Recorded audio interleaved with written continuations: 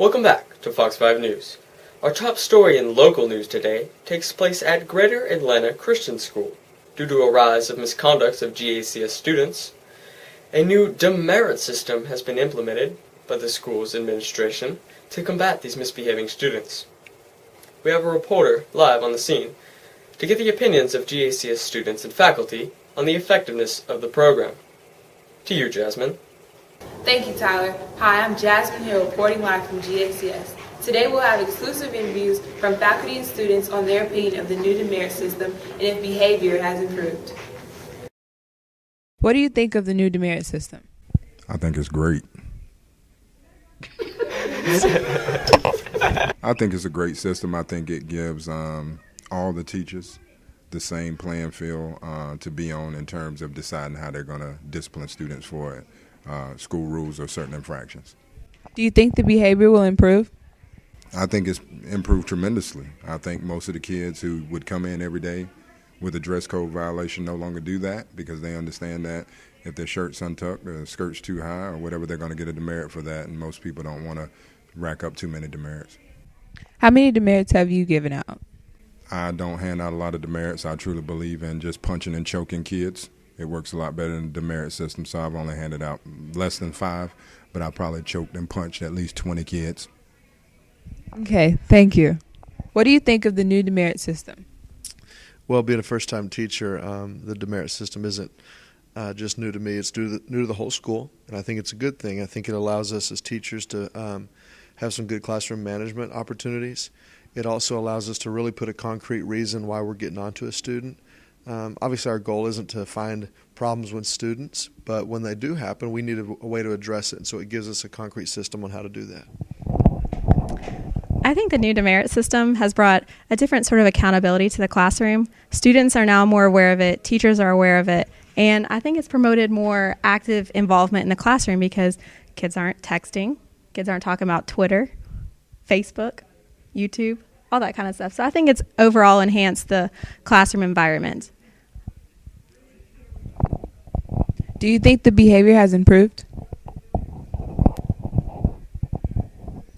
I would say at the beginning of the school year, we received a lot of pushback from the students because they didn't necessarily understand the educational purpose coming from it. But after they begin to see the demerits starting to accrue, they understand that, we're doing it for other purposes rather than to punish them and to keep them from being off of social media networks. I think what happens in a demerit system is that we're able to really give definitive reasons as to why we're getting onto a student, and we're able to explain to them very clearly why we gave them a demerit. And so I think it helps them improve their individual behavior in a way that says, okay, I did this once, I don't want to do this again. So I think it helps, yes. How many demerits have you given out? Too many to count. I have my own D list in my classroom, and the biggest ones I will say are shirt tails, no 360 tuck, cell phones, and let me just tell you one of my biggest pet peeves. If you're going to text in front of me, text out here, because if you do this, that's even more deceptive and it's easier to catch. Your eyes should be on me during class. If they're not, we got problems. Shirt tails, the cell phones.